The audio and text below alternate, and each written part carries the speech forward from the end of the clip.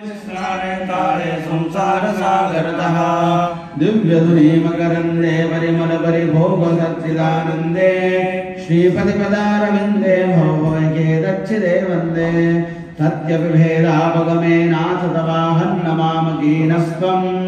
सामुद्रो हि तरङ्गः वचन समुद्रो नरारङ्गः उद्धृतनगनगभिदनुजदनुजकुलामित्रमित्रशशिदृष्टे दृष्टे भवति प्रभवति न भवति किं भवति रस्कारः मत्स्यादिभिरवतारैरवतारवतावता सदा वसुधां परमेश्वर परिपाल्यो भवता भवतापभीतोऽहं दामोदर गुणमन्दिर सुन्दर वदनारविन्द गोविन्द भवजलधिमथन मन्दर परमन्दरमपनयत्वं मे